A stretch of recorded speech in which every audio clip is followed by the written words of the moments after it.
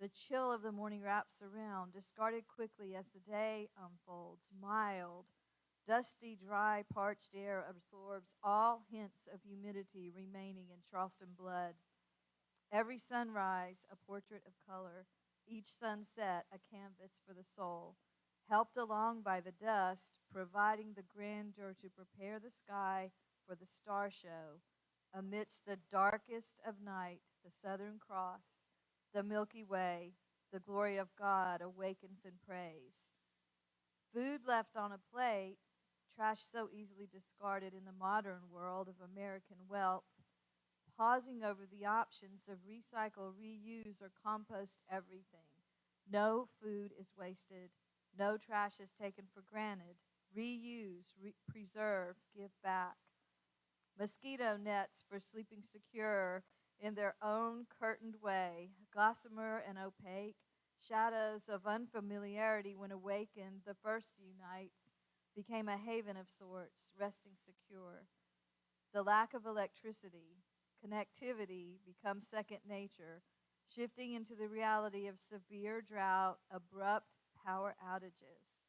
Eggs that sit on the counter in crates, waiting to be washed and scrambled over a one burner canister.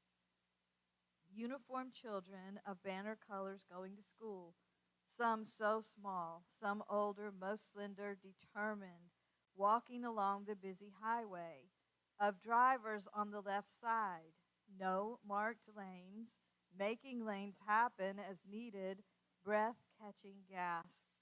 Mesmerized, young mothers arrayed in the dyed rich fabrics designed as a dance of dimensions and worlds, tucked around the waist, arms free to take care of tasks across the tie of fabric, holding the nursing baby secure.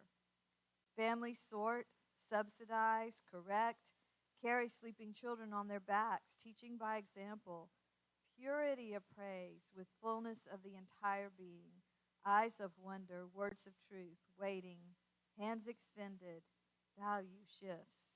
Children care for children, each child, everyone's child, rushing in, so eager to receive, sneaking back in over and again to get more, grabbing extras as fast as they can, keeping a soccer ball that was loaned, a valuable commodity that may not be available any other way, departing with handshakes, small bones, calloused palms, each firmly rendered with a gentle bow, cutting to the core of the receiver, tying the cords of love, the slow down of life.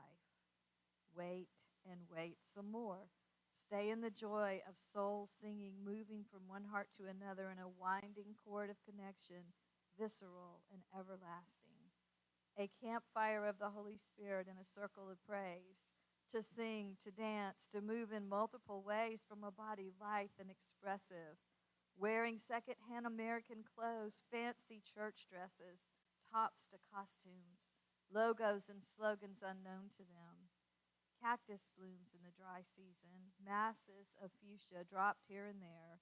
A flower grows tall from the midst of the trash heap, determined to survive and blossom. Value of simplicity. Take what you have, find, modify, and use that to the best level of success.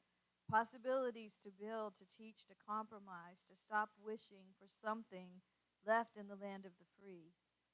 How free are we really? One journal replaces textbooks where the teacher handwrites the notes for the day in every student's journal. Children copy from the wall poster, 7 grades in one classroom, all levels of learning, like a well-composed symphony, the ebb and flow of an orchestra, to entrance and amaze, English spoken with the vowels of Zambia, dropped R's of the British, musical and rich. Yes, teacher, and madam, calling for elephants, zebras, rhinos, lions, hippos, answering in all their splendor, awed by the sheer quiet size, the swallowing of branches, trumpet thrill, lions on the move, rushing water, singing a song of thunder, prisms of rainbow and mist, slow running river, teeming with life, survival, resetting the tone as elephants cross, protecting a baby right before our eyes. A gentle tap on my hand from Esther, a 6-year-old smile, missing teeth. Madam Teacher, can you give me the letters to spell Savior? Unable to say more than, yes, I can. She writes perfectly. Jesus is my Savior. She sweetly sings, bless the Lord, O my soul. Leaving our footprints on African soil, empty and full, closed off and opened wide, expecting and waiting for the unexpected yet to be revealed out of Africa.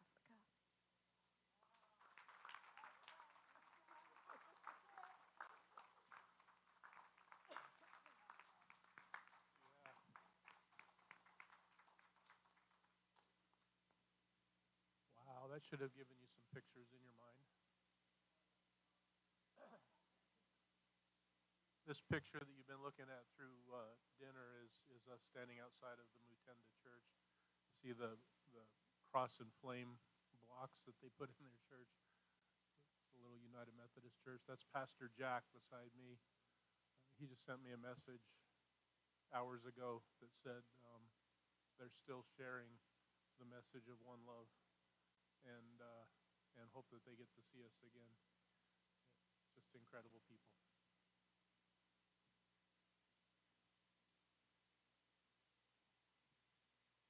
The first few slides you're going to see are just traveling. There's dust everywhere. This is going to go through pretty fast. That looks like just, you see this stuff all along the roads. Everywhere there's people walking, carrying things. You see that says barbershop? That one, I don't know if you can see it. It says caskets and something else. Little stores like that all over the place. That one says restaurant. We did not eat there. It's traveling through the airports. There's a big wicker Nelson Mandela. That's the first place we went to for lunch. Entering Kitwe. It's a town of 3 million people. Most don't have power or water. There we are, getting ready to leave Charleston. This is all just traveling stuff. We saw all kinds of different things, little bitty planes. Deb took that picture of the sunrise, I think the first morning we were there, traveling through South Africa. That's when we arrived. That was the bus that Thomas came and picked us up on. This lady was outside of a market. They carry stuff on their heads like that. Hello! This is our welcome to Mutenda.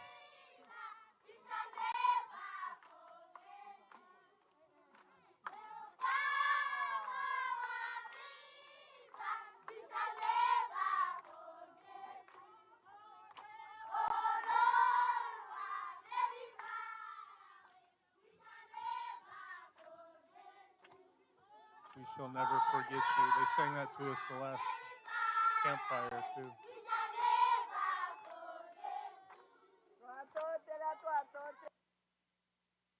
Can you pause right there for a second? That's Josephine, and she runs the New Life Center. We met her right when we got there. She's an amazing woman. I had this interesting experience. Any of you who've been through Emmaus will appreciate this.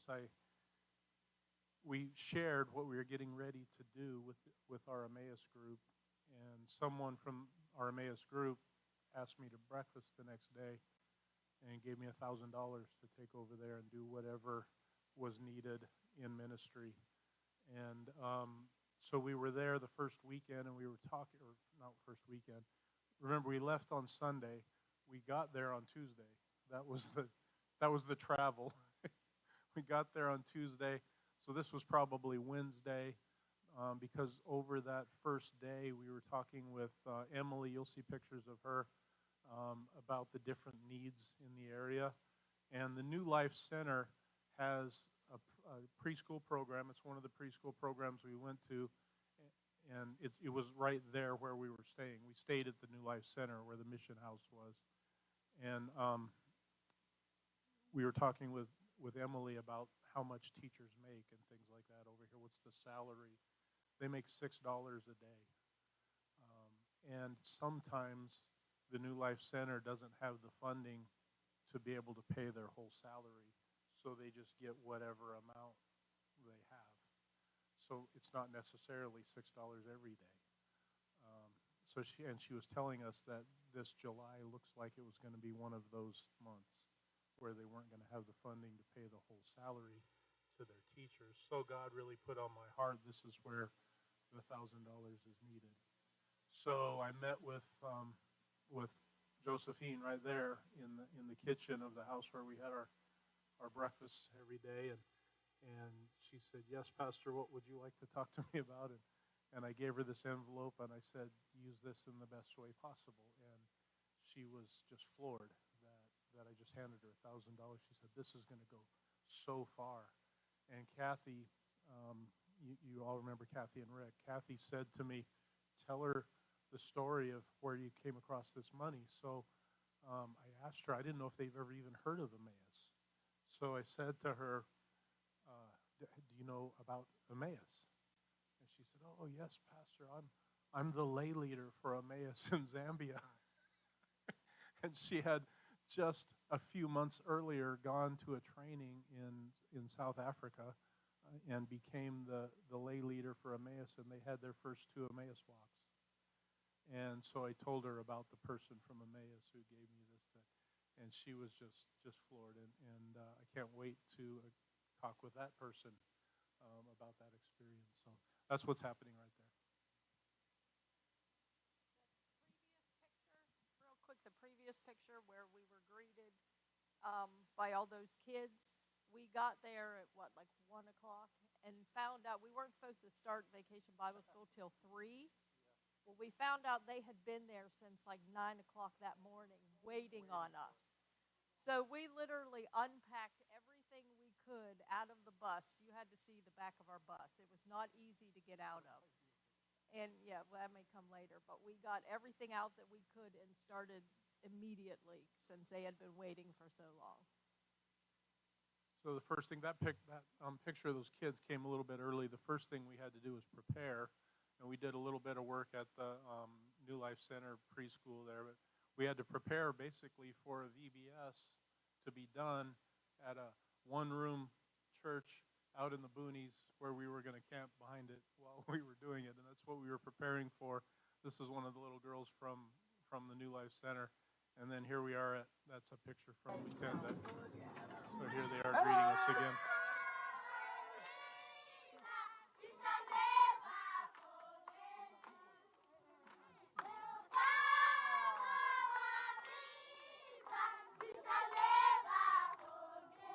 I don't know why we got that one in there twice. It's pretty cool.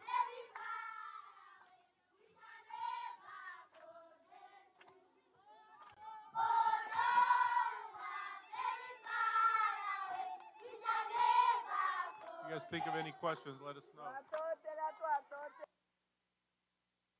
the Mutenda Church. You see in the back, Deb is preparing the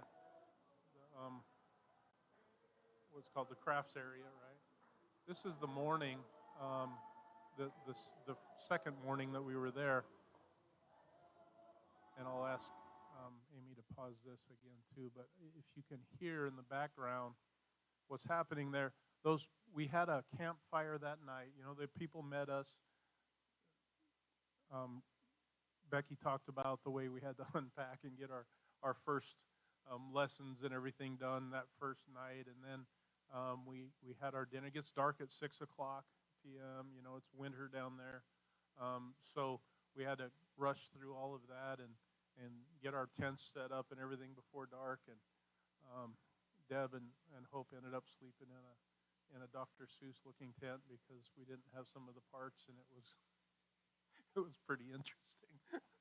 But we woke up the next morning. They literally went to bed singing to the Lord, and at the campfire, and we we got to hear all that and participate in that. And then this was dawn the next day, and what you can hear behind me is the pastor and his family were sleeping in the church. He has two churches. One is in a town called Chingola, which is like 30 miles away, and he can't afford gas to go back and forth between the two churches like we would, and just do both churches on a Sunday, right? So he does 2 weeks at one and then 2 weeks at the other, and he sets up the lay leader at each one to take over while he's gone. And they basically just live in the church where they are for those 2 weeks, and they wrap up some mattresses. You'll see this old car that they have. They wrap up some mattresses and they bring them. So they were just living in the church while they were there, and you can hear his family behind me just singing to the Lord as the sun is coming up. And I was just filming the sun coming up over. That's a termite mound over there, that hill. Those termite mounds are pretty amazing. They make their bricks to build their houses out of those termite mounds. It's really interesting. So listen to how they wake up in the morning.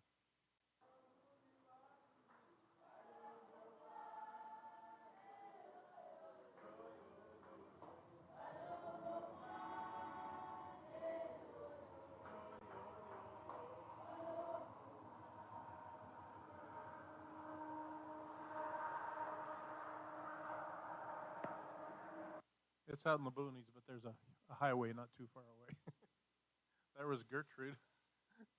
Go back one. That's a picture of me and Gertrude.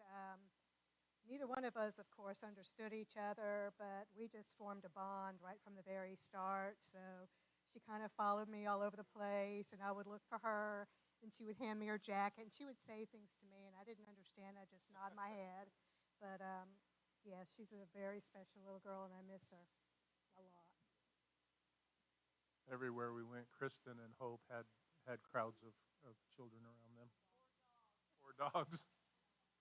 That's Emily that we were talking about. She's the missionary that works there at New Life Center. She's awesome. Getting ready to start the service on Sunday morning after the Bible camp.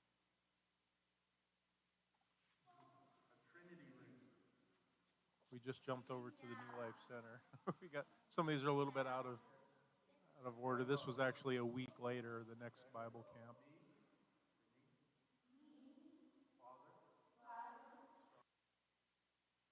This lady made that broom that you see right before she started using it. Some of us watched her actually pick the grass and then fold it up and make a broom, and then they just bend over and sweep the entire church and the parking lot and the squatty potty.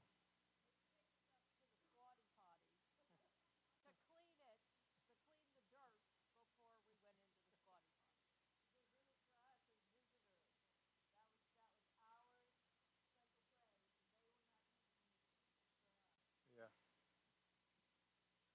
There's Mary.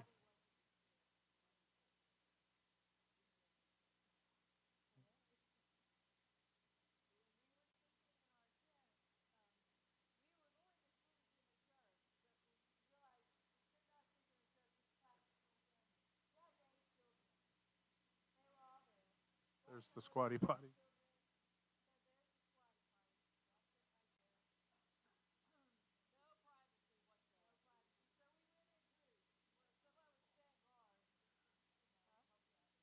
Maybe pause for a second.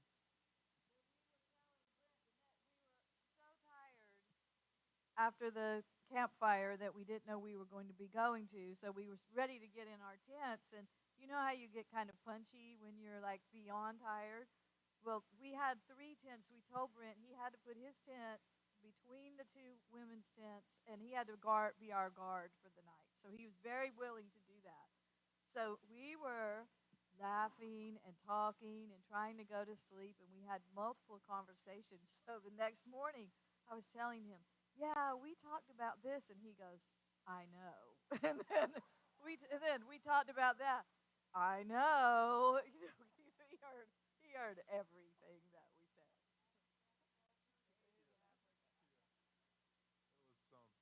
I found out very early on that I was really only there to carry things, to open things, to pitch tents, to and it became, yeah, it kind of became a joke of do you do this, do you do that, and Becky came out of the, did you took the shower and then came out.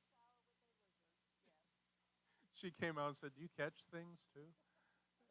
I said, I guess so. So I went in there, and there was this little bitty lizard, and I thought it was like going to be like one of our geckos. You know how you pick up one of those geckos and they kind of freeze, and then you put it outside and he runs away, right?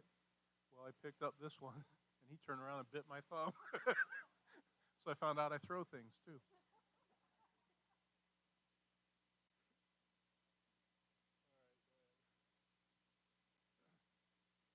It's Emily with some of the kids at Mutenda. This Mutenda was the first weekend. We prepared, we got there on Tuesday. We were prepared for our first Bible camp, and we went off up to Mutenda and stayed up there for that first weekend. And that's what all these pictures are. And this church just really touched our hearts. Hope and Deb did the crafts. You see Becky and Cindy doing the Bible story. And then Kristen and I did the sports and games. Kids were silly. They loved getting their picture taken and then show them the picture. They absolutely love that. Yeah, there's Gertrude and Mary. They were together all the time.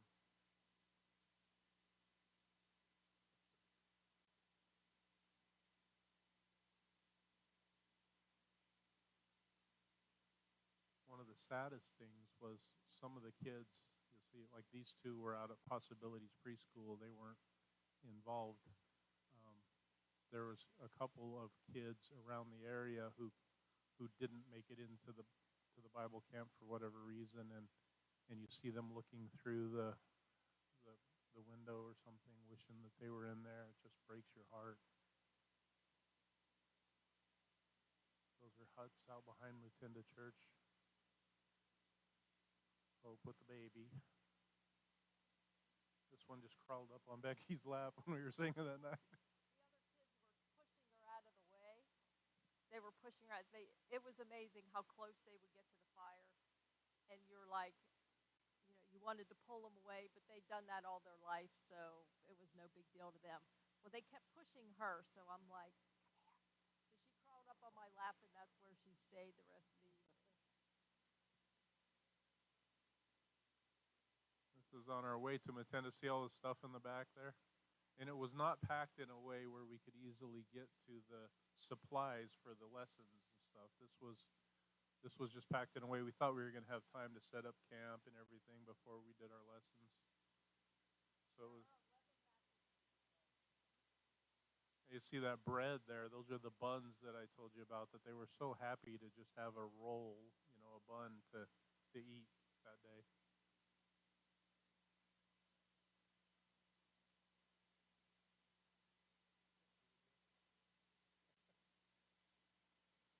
That little guy.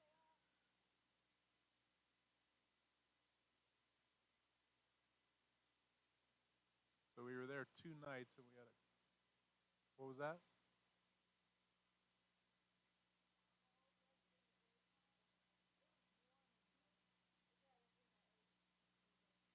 Uh,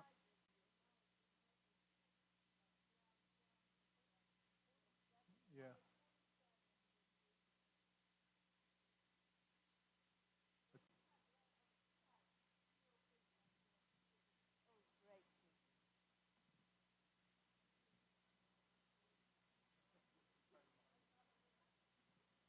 Um,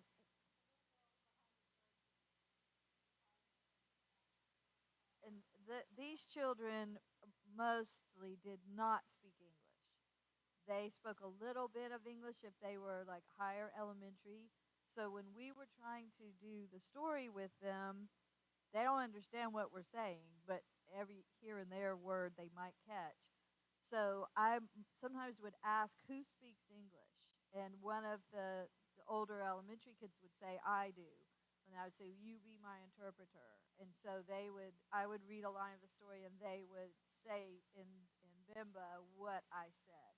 And there were a couple of times when I said a word and they didn't have a word for it because they would look at me and I would try to give them a substitute word for that. But it was really very challenging to think someone's interpreting for me, so I can't say very much, but giving them time to say. And that's what Brent had to do for his whole sermon. And he did an incredible job.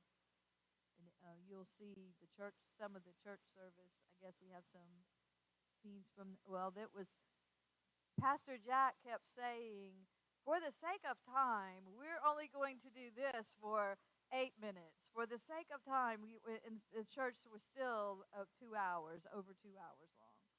And part of it was, too, because it had to be interpreted. I think that made it a little bit longer, but it was still pretty amazing.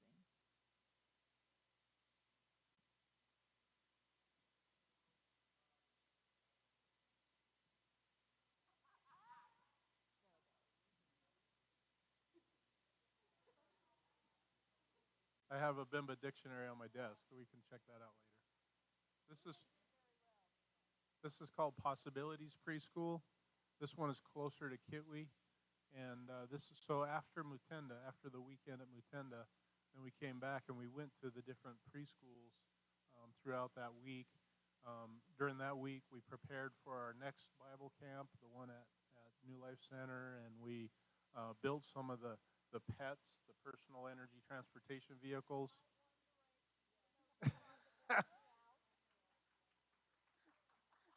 Everybody, I don't know if we have that video on here or not, but you'll see that that's not true in the video. But but we went to the different preschools and just basically gave a lesson. And then Chibalumba is the one that we went to a couple times, and we'll see some pictures of that. That's the one that we got to go back to, and Becky actually got to do some real teacher training. But these kids were just fantastic at each one of these. Yes.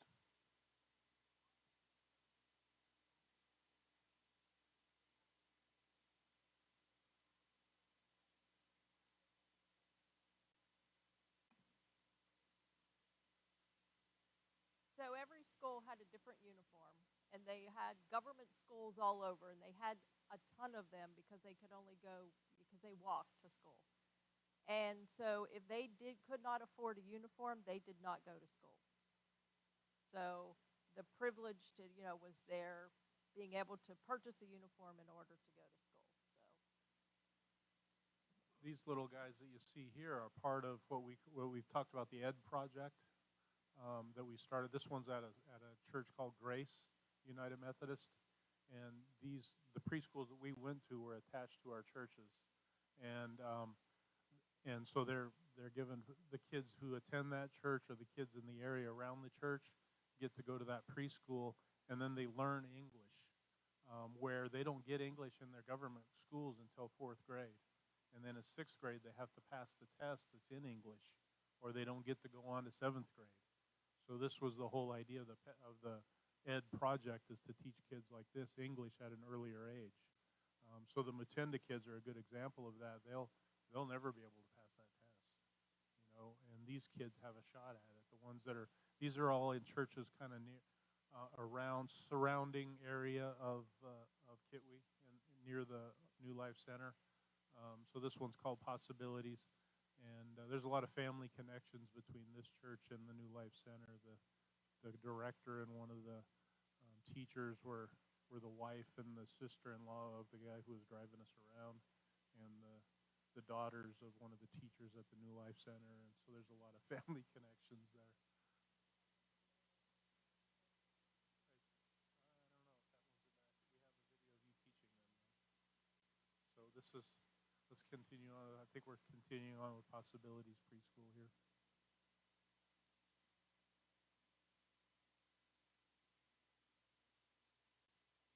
I think we just jumped over to Chibaluma there. Yeah, that's Comfort, the one with the visor on. Comfort is her name. She's really the most educated teacher that we came across, and the one that Becky spent some time training in math. So this is all Chibaluma. When you see them in green, that's Chibaluma. That's Chibaluma there. That's Chibaluma.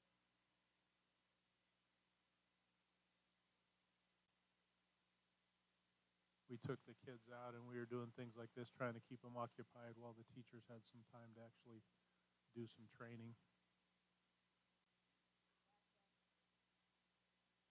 So that's the one that you wrote about in your poem, that wanted to know how to write Savior and then sang. Question?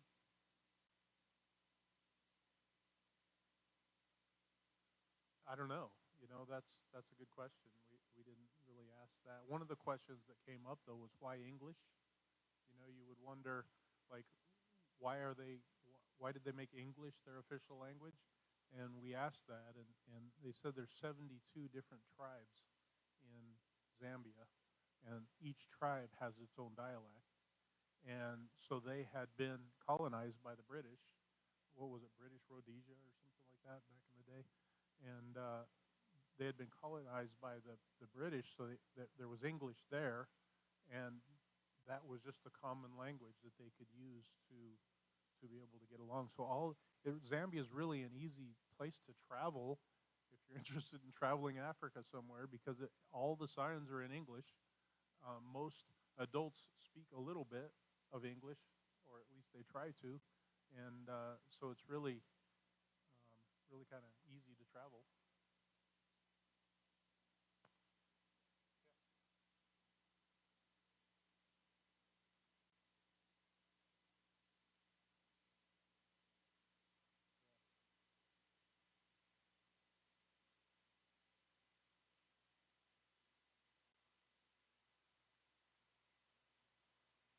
Some way that we can provide uniforms for kids that need them to go to school.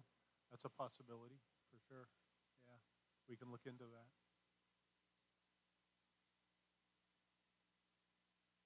This little one just wanted a hug. Yeah. Think she knows what a snowman is? Here's Deb teaching them.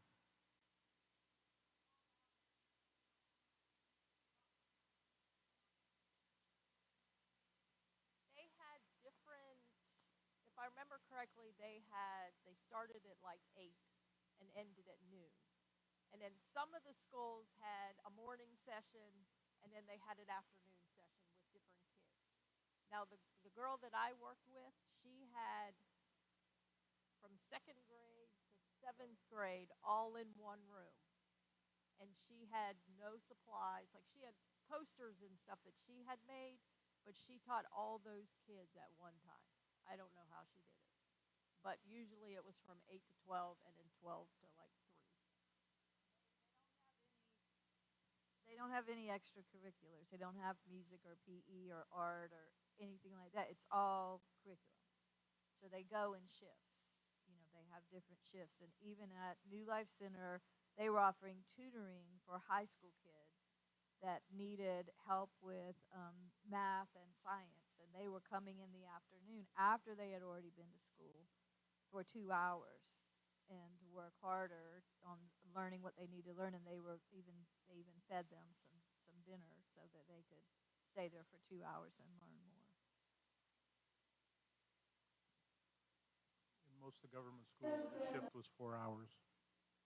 Of the world, red and yellow, black and white, they are precious in His sight. Jesus loves the little children of the world. Okay. Well, this is an example of where you don't want me to help.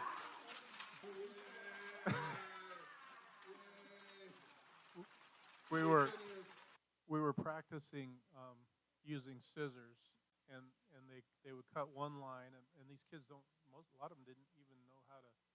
They put the scissors in their hands. They didn't know how to use scissors, and so they would, after they figured it out, they would cut one line, and once they cut the two straight lines, then we had them cut these zigzag lines, and then I made the mistake of showing one of them that it looked like tails of a kite or something, and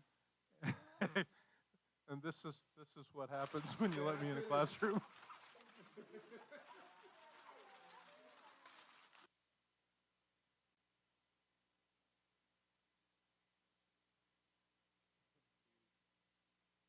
That's Chibaluma again.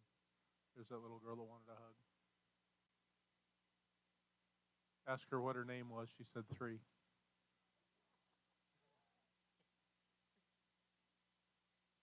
That's what's her name?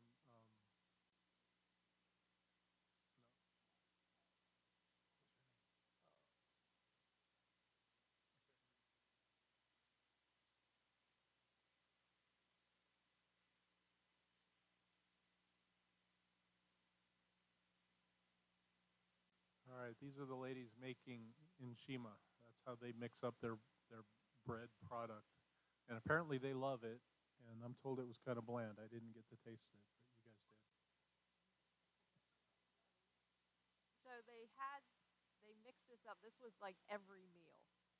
And they didn't use silverware. So they rolled it in, they took a piece off, rolled it in a ball, put their thumb in it, and made it like a bowl. And then they would dip up their vegetables or whatever they had. That's how they would eat it. It was nasty. They were so accommodating for us, though, because we had said we'd like to try a traditional African meal. And so they cooked for the kids at school, so they just made extra for us and invited us to come and eat the meal, and it was really beautifully done. And then I think Deb had taken the video of them actually stirring that pot of that deliciousness that it was really didn't taste like anything. It was just a kind of a dough, that would hold the rest of your food. But the rest of the food was really good.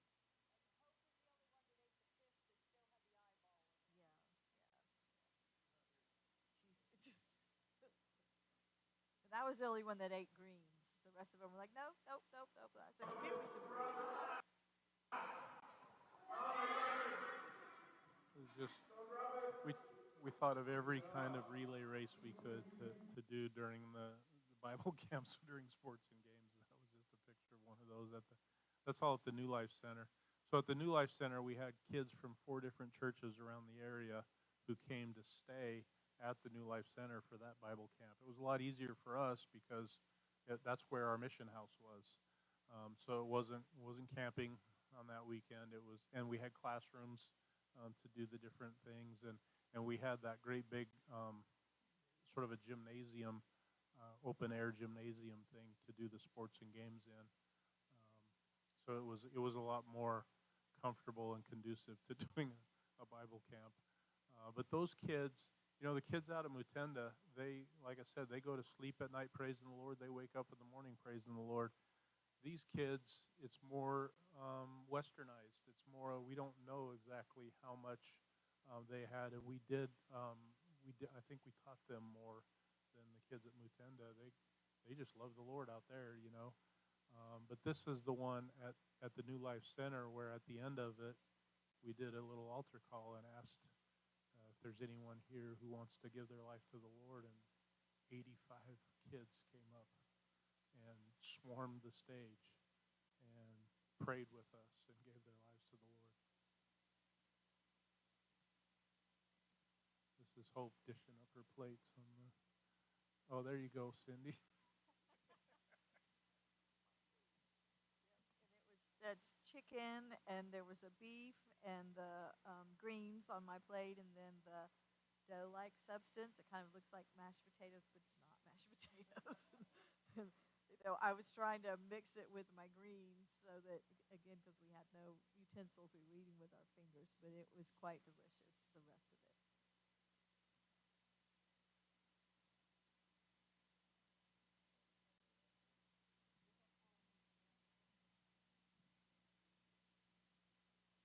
They love the campfires every night. That's just what you do. You don't have TV. You don't have any electronics. You don't have electricity. You gather around a campfire and you sing songs and dance and do different things. So it was amazing. That's the kids. Somebody caught the end of that.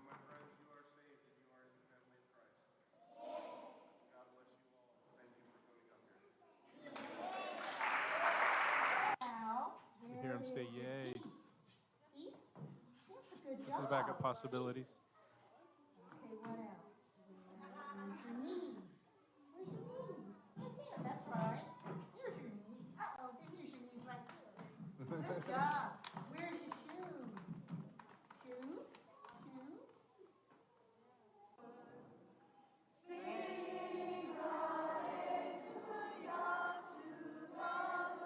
those of you that know Emmaus, this is how we end our Emmaus gatherings, and we just ended our preschool or our Bible camp that way too with these guys.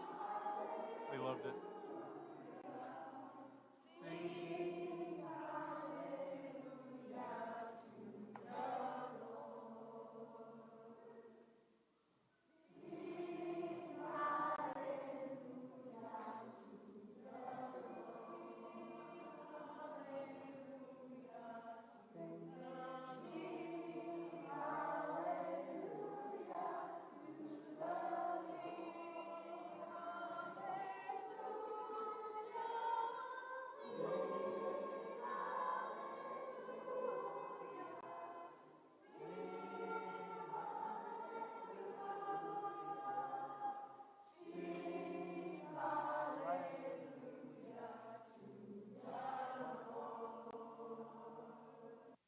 I think Brent mentioned at church on Sunday that the first night when we were at Lutenda around the campfire, they were all singing and having a great time, and then all of a sudden they're like, "It's your turn. Teach us a song." Well, three of us in the praise band, one in the choir, couldn't think of a song to sing to them. We couldn't think of anything, so we could think of Hallelujah, so that was one we did, and then we finally came up with a couple other songs. We did mess a few up that we could not remember the words as we were going through, but we got better as we went to the second camp. Because they were dancing around the fire, and they started making like a, I don't know, like a line dance kind of dance, and like you do kind of do the conga line, and we just joined right in, and they're laughing at us, and I'm going, I wonder what we're doing. I have no idea. We've probably broken some tradition. I don't know what we're doing, but we just kept going. It was just one of those things. But anyway, it was, and they don't stop the campfire until the log burns down, and they the biggest log on there. And Brent finally looked and said, "We need to go rest. We are going to rest. You all enjoy the rest of the fire. We'll go rest." And then we'd hear going by our tents, "Good night, good night, good night."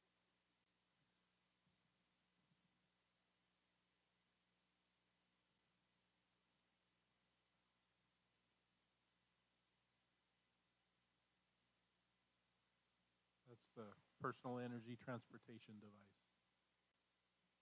At the end of everything, after our safari, we got to go on a delivery of one of those. You'll see a little video of that at the end of this. That's out of the campfire at the Bible camp at New Life Center.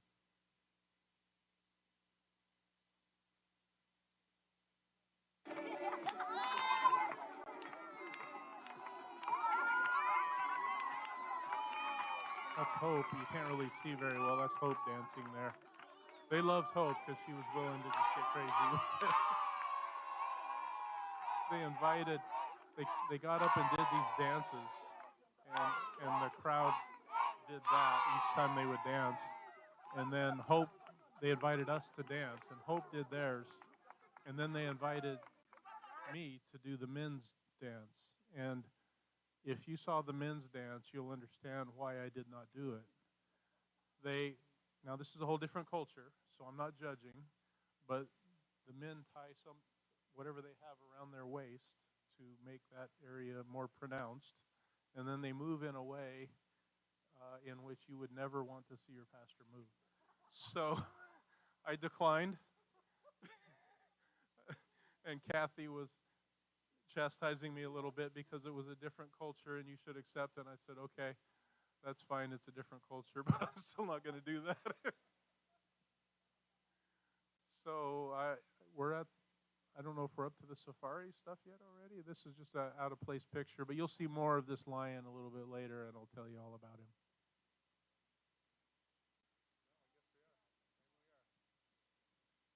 Okay, so after the Bible camps were over and we completed all of the work and the teacher training and everything that we were going to do, we have more pictures of that guy, I think. We got to go on this safari in Chobe national park, and one in a national park that I still can't pronounce the name of, that was right behind our lodge. Do you know the name of it? It was right behind our lodge, and we went on a little, not really a safari. It was a little drive through this national park in the bus that Delbert picked us up in, and we saw elephants and zebras and all kinds of things there right behind the lodge that we were staying in. In fact, you could hear, one night I heard elephants out there, and you could hear the monkeys chattering and stuff as we're staying in our lodge there. But this safari through Chobe was just absolutely incredible. As you go in, the drivers stop and talk to each other, you know, and tell each other where the different animals are and everything. They want to help each other out. And Kathy and Rick had been on like 6 different safaris, and they said they've never seen lions yet, and they were hoping to get to see lions. And we went in, and the very first driver that our driver talked to, our driver turned around and said they saw lions. And so we went and talked to one other person, and then I think he knew exactly where they were. So we went down to see the lions, and it was pretty incredible. There were 2 safari trucks there taking pictures, and when one pulled out and it was our turn to pull up, we could kind of see underneath the brush. You could see a lion's tail back there. We thought maybe that we're only going to be able to, that's what we're going to be able to see. And when we pulled up around the corner, around that tree, there was a male lion sitting about 7 feet away, just laying there. And that was the picture of that face of that male lion. And then we have a video coming up, I think, that the elephants came through. After we'd been sitting there for a while and taking pictures of this lion, you also see the blood on his face. They had a water buffalo feast a little while earlier that morning. And as they were sitting there and we were taking pictures of him, and he started licking his leg or his foot and stuff, and we're going, oh, look, he does just like a kitten at home. And then and then these elephants came through, and the elephant had a baby, so the elephants decided to clear out the lions before they came up there, and you'll see them chase the lions away. That's when they came right to our truck as they're running away from the elephants. So we'll just see some pictures of the different animals here. My video, I have the lions, and then I have my seat because of where the lions were in relation to our truck. This is the Shachanga Lodge. Oh, here it is.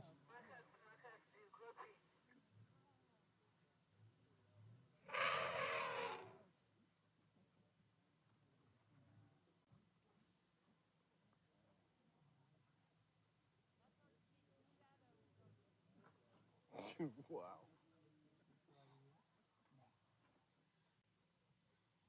The elephants came and chased him. Wow.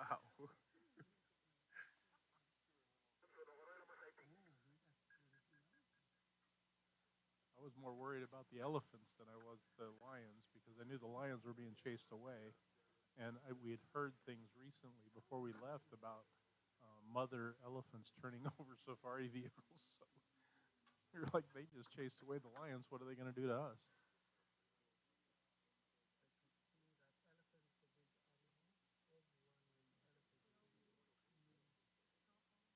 When we first got on the Jeep, our guide told us, I would advise you not to put your seatbelt on, because if the animals get really close, you're going to want to be able to move and won't have to unbuckle. And so I'm going, okay, we're not going to be wearing seatbelts on this. And we had to drive on the road a good ways before we got to where the safari was. But I was glad I didn't have my seatbelt on when all this was happening.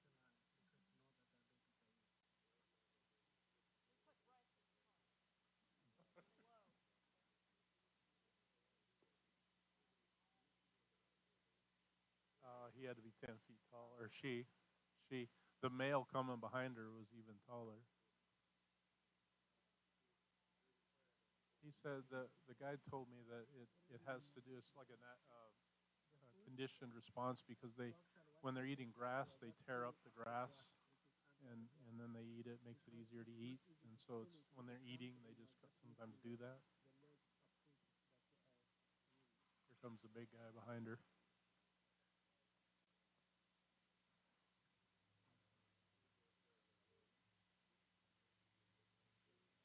It's like a 1 in a million chance to not only get to see the lions, but then to see them get chased away by the elephants. Just incredible.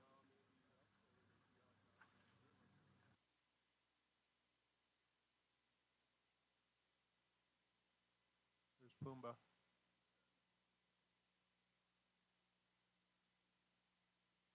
So we had this one freaked people out a little bit because we were so close to the rhinos, but there were a couple of everywhere these rhinos went, there are rangers with automatic weapons to protect the rhinos, and you don't go anywhere near those without armed guard. And so they took us to where it was safe and let us take pictures, but it looks pretty scary.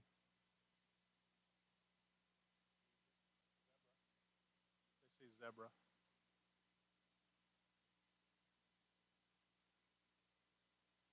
Some of these elephants were so close to the truck you could hear them chewing and swallowing as they took tore the branches out of the trees. This is was his name Marcus?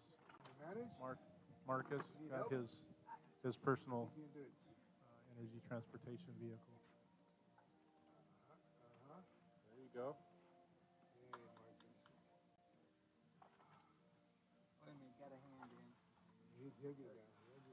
Up until this time, this guy, his mother would take him wherever he needed to go in his wheelchair. His mother had to be there to help him, and or he had to go on his own power. And then I think there's another video of him moving that around. But that just gives freedom to him and to his mother. You know that now he can. And we looked at his little town area there. He wasn't far from the main part of town, and we knew that he would be able to just drive right up there and be involved in everything that he was not being involved in before. This is Victoria Falls.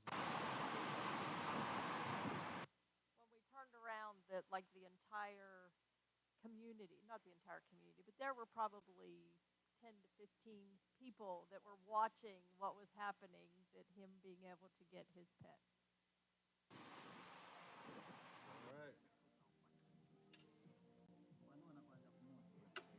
That's a break there. It's like a break and a parking brake. Let's see how he does. I'm getting out of his way.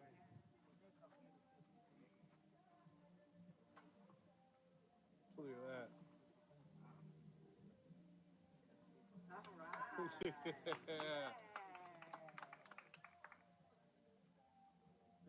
You imagine the freedom of getting transportation like that when you haven't been able to go anywhere your whole life?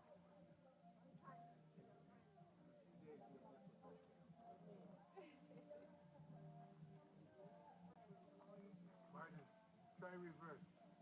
We built, I think, 9 of those.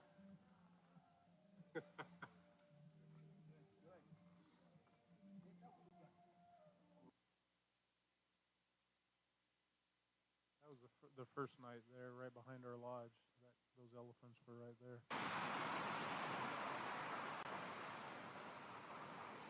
This is one of those things you can't describe by seeing a picture. You know, it's kind of like if you've ever been to the Grand Canyon, and you take a picture of it, and then you go show somebody, and it's like, well, that doesn't really give you the feeling. It's kind of like if water was running over the edge of the Grand Canyon while we were there. It's just incredible.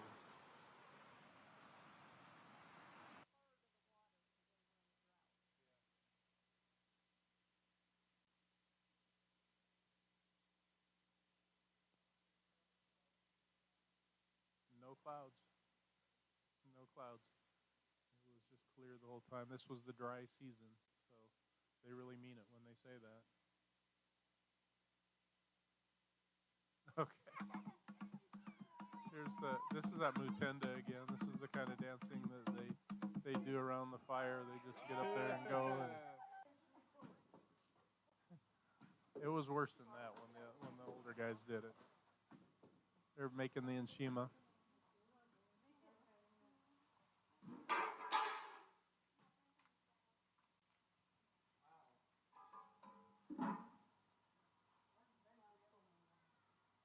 is just like your kitchen at home, right?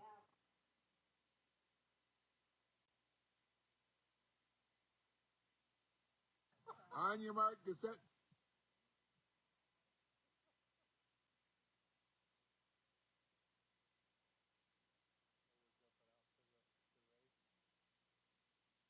Go.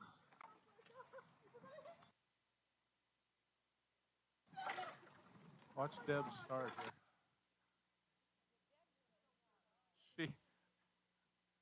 She shot out so fast she's not even in the picture.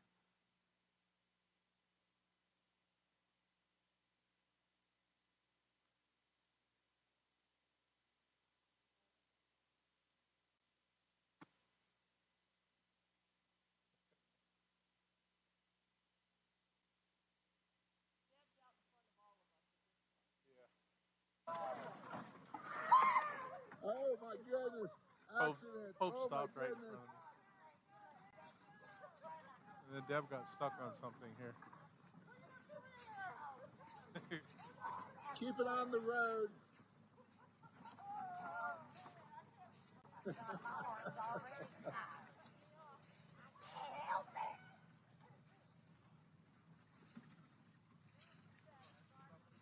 Here they are.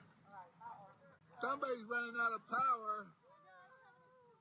Oh man, Brent, he's got all the energy in the world. Look at him. You build vehicles like He this, took you his have to race vitamins them, today. right? There he goes. Watch Becky here. She really gets going. Brent, I got a funny feeling. Oh wait, she's coming up. She looks determined. She looks determined.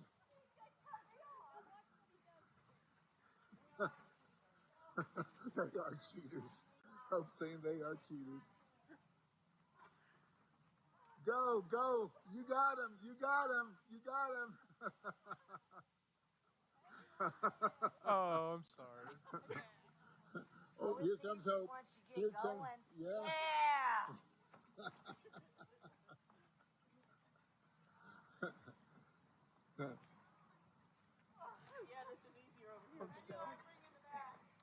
Come on. You'll feel this tomorrow. Here's Kristen You'll feel this and all the tomorrow. dogs. One armor. Oh, that's good. No killing the dogs.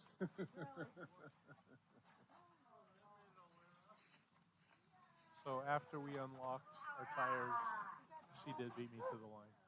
Oh, you've given.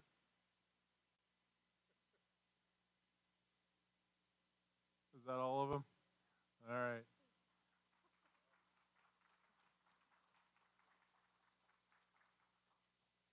Any other questions or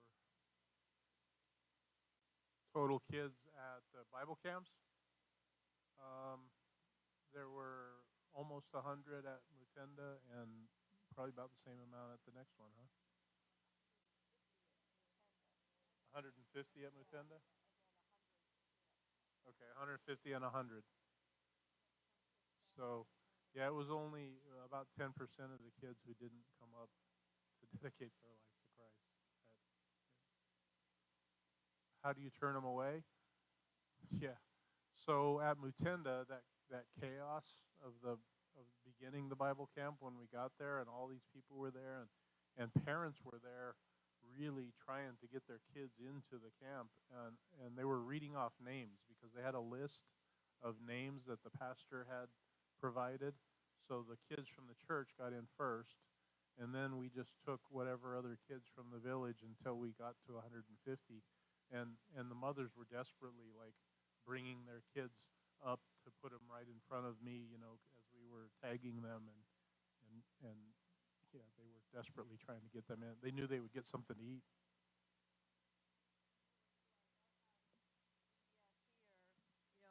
We're prepared for 80 kids, and another 80 come to the door. You don't have enough of anything to do that. So it was hard, but we could see why. And I think that once they heard, like, we got to go through their village, which was really amazing. Josephine was our guide and took us told us to be respectful, don't take pictures of the people without asking them. But we got to see where they lived, that what their huts were like, what the community was like, and there was one across the highway that we went through, and then we came back across the highway and came back behind the church. And there was another village there.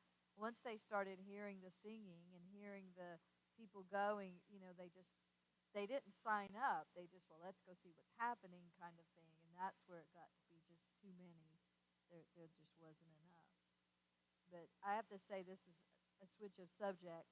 But I became like the animal whisperer on the safari, because I don't know how I did this, but we were going on the bus and we were on the little safari place that was near where we lived. And I said, you know what? I just like to look out that window and see some elephants. And they're all looking at me like, yes, Cindy. And then like 20 seconds later, here's a bunch of elephants coming by. And I said, well, maybe some zebras would be nice. And then here comes some zebras. And so they kept teasing me, what animal do you want to see next? Go ahead and say it so we can see all these animals.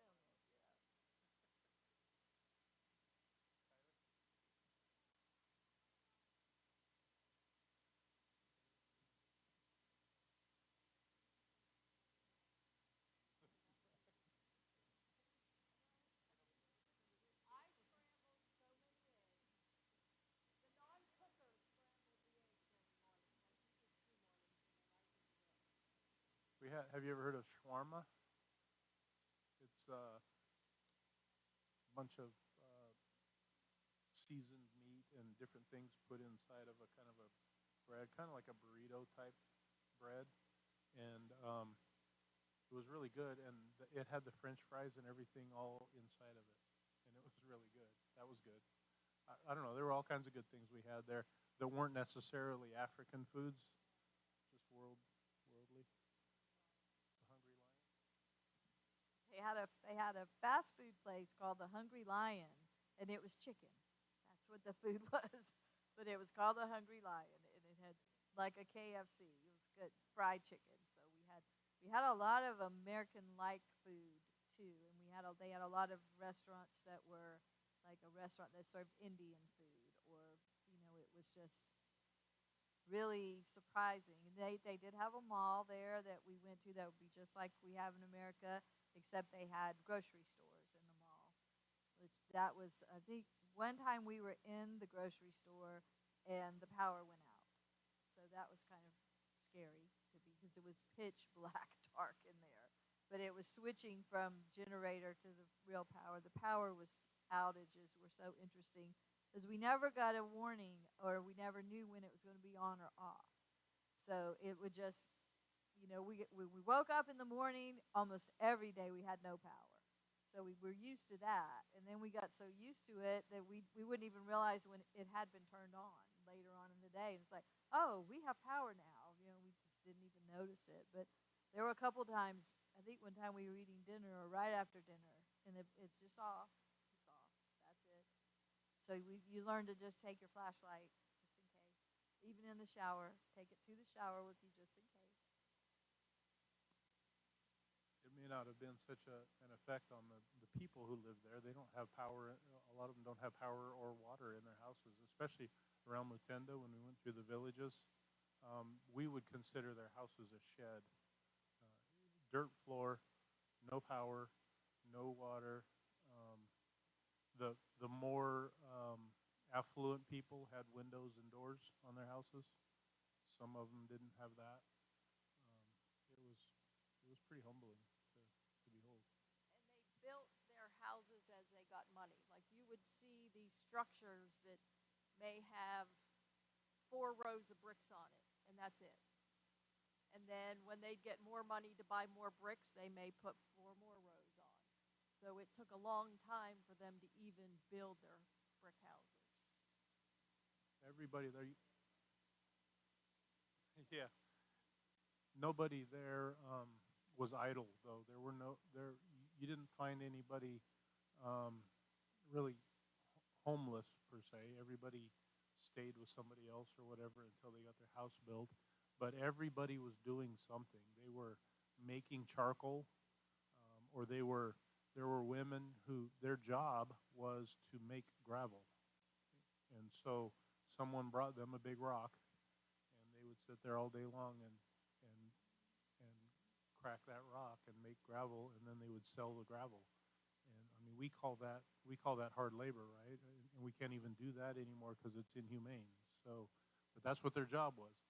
And so they'd sell charcoal. They'd sell. You might have seen one of the pictures where they were out beside the road and there were a bunch of these tall sticks beside them. That was sugar cane. They found sugar cane somewhere, so they were selling that beside the road. Everybody was doing something. They were hustling to do something all the time. There's an unemployment rate of, what was it, like 75% or something? Only like 25% of the people actually have a job, but everybody was doing something all the time.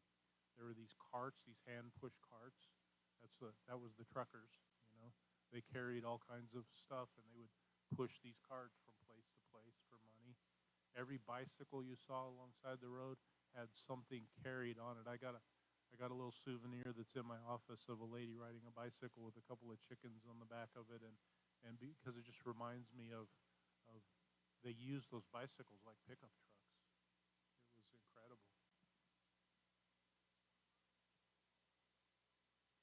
Yeah, yeah. Sometimes, and sometimes it was for a while, and then it wasn't for a while, and then it was again for a while, and you never know.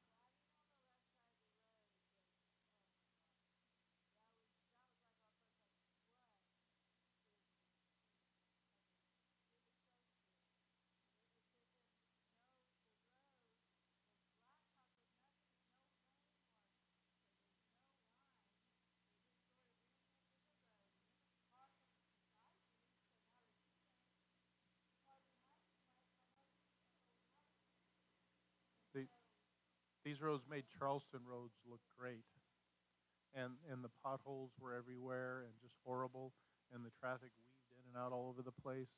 And they said the way you can tell a drunk driver in in Zambia is the one who's driving straight.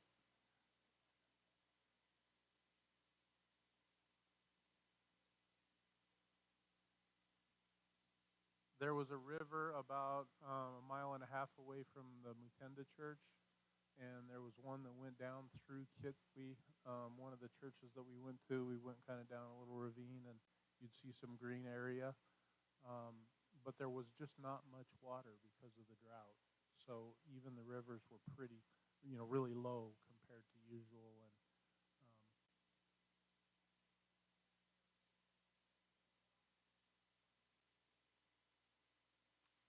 no, we didn't get to see that. We didn't see enough water for them to really do that. They had wells. There was a well in the village there at Mutenda. And I don't know if you guys have seen the picture I showed some of you of the little girl in the yellow dress with a 5-gallon bucket on her head. As we were touring the village, she had come from church and did our stuff with us, and then she went home and she had to go get the water. And so this 8-year-old girl takes a 5-gallon bucket of water and just hoists it up, puts it on her head, and walks off. And it was just incredible to see.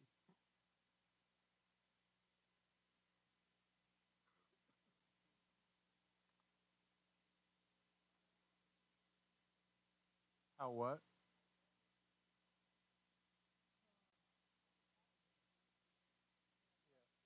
Pastor had 8 kids and a bunch of grandkids. Oh, there's that. There she is carrying her water. The pastor had 8 kids, and do you have that picture of his car?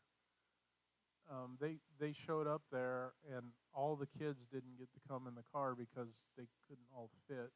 It's just a little like Toyota Corolla or something, and it's all the windshield's all smashed up, and it's just all beat up. But he's super happy to have a car that was the only car that was in that parking lot, besides our bus. And yeah, they had super bald tires. One of them went flat, and they had to change it out for this one that had zero tread, and that was their spare. And but they rolled up those mattresses and tied them up, and then stuck them in the in the trunk, and then tied the trunk, to it, and that's how they traveled back and forth. Traffic lights, very few. You did see there was one stoplight that we came to each time we went somewhere, and anywhere there were stoplights, there were people selling things, and they would kind of swarm your car and try to sell you bananas or drinks or water or whatever, or puppies. Yeah, puppies. Here's his car. That's the good side. Um, if you look at it from the other side, you can see much much worse condition. But that's his car for 8 people. So some of his children arrived on the public transportation, which was also very interesting. It looked like, yeah, here's the other side of that car. It looked like the public transportation looked like a van, a little small, little larger than a minivan, and it would be so crammed full that you would have serious claustrophobia if you were stuck in that thing, because it would have 30 people in this little 12 passenger van, and sometimes people with the door open hanging out as they went along. And so they would catch public transportation, and the kids arrived out there. Some of the pastor's kids arrived out there at Matinda through public transportation. People would just be standing up holding on. Something illegal here, but they would be, there were probably, we saw one truck that had, 20 people in the back, and We actually did use the New Life Center bus to bring the kids from the different churches into the New Life Center, and so they arrived in a bus. And one of the interesting things there is the kids, we heard stories about, we didn't necessarily experience this with our kids, but the fact that there were mattresses in the bunkhouses was like a big luxury for them. And then there were toilets in the bunkhouses. And apparently some of the kids go and they stand on the toilet and squat because they don't understand what the toilet is for. They've always just squatted, so they didn't know what to do. So there are footprints on the on the toilets. This little girl, that's like her dress. She has her one set of clothes that she wears, and then that's her Sunday best. And she wore that to come to church that day.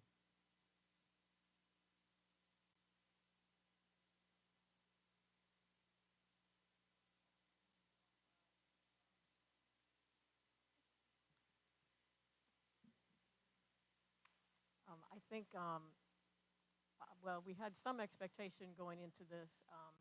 Some of it we were just open to whatever was going to happen. And at least for me, I know that I got way more out of this than I brought to them. Just their watching the simplicity of their life, how God was the center of it, God and family. There's no distractions. We have so many things to distract us here.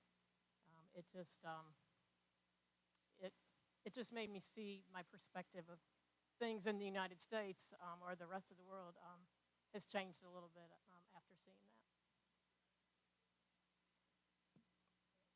Right, and just the kids were so happy.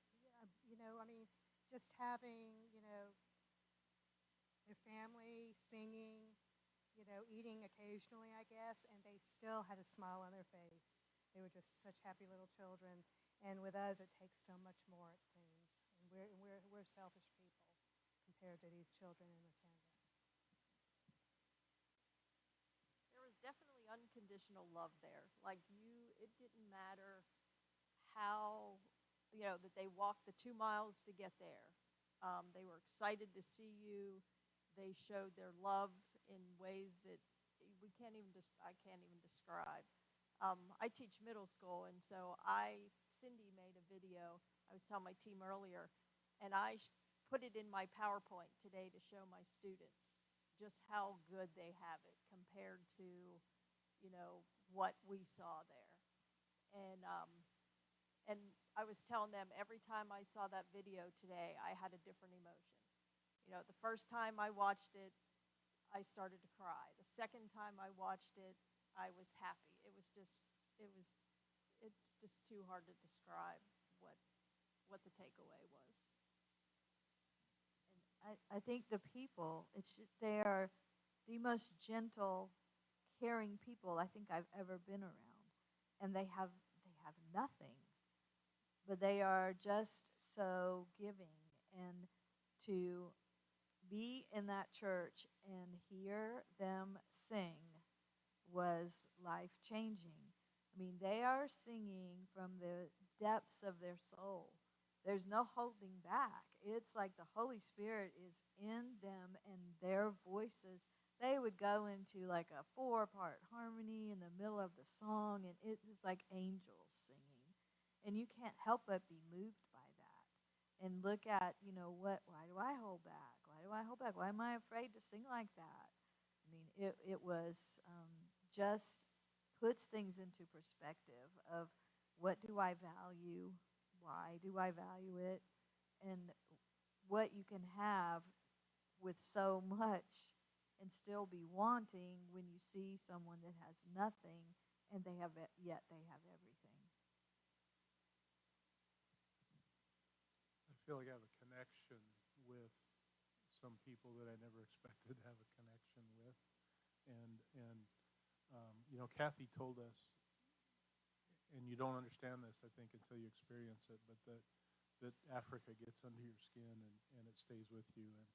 And something like that has happened. I don't know how to explain that, but it certainly has changed me in that way.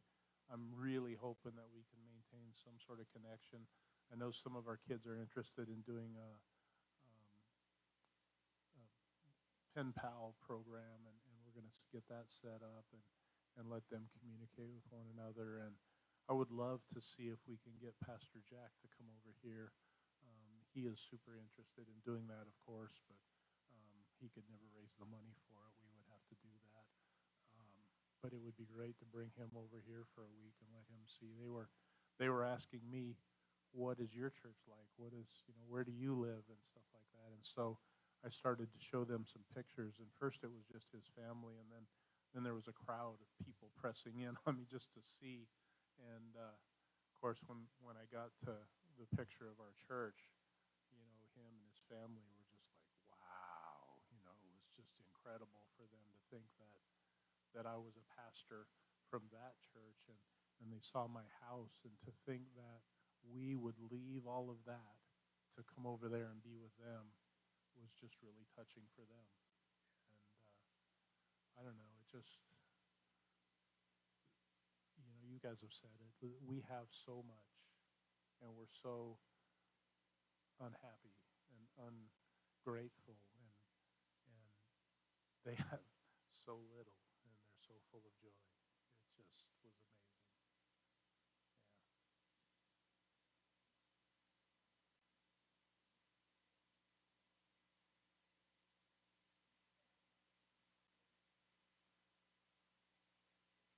Yeah, something like that, and really whatever needs. That the fact that $1,000 went so far at New Life Center tells me that we can do some things to really make an impact there if we want to. We'll have to coordinate and do the things that we think are on our hearts. Maybe it is providing uniforms. Maybe it's and I know that Josephine, if we tell her we're interested in providing uniforms for kids that don't have them, she'll be able to figure that out for us for sure. So there are a lot of ways for us to stay connected, and maybe in the future send another team. Would love for some more of you to go experience what we did.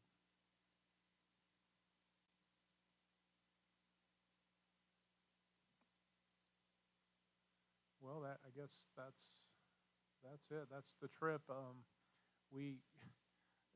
I think we just barely touched really on on what all we did. I think that was it Josephine that told us we left, or Kathy that told us that we left our footprints in Africa, and I feel like what Deb said is true, that we got more out of it than they did, but I also feel like that they were touched by our presence there, and I know that those 85 kids who came up and gave their life to Christ were touched, and I just got I think I just told you guys, I just got a message from Pastor Jack saying that the message that I shared with them about one love, he said we're still sharing that message, and we're trying to live into that, you know, and he hopes and he prays that we're all well, and that he would love to see us again someday, you know, and so he was definitely moved by our presence there. And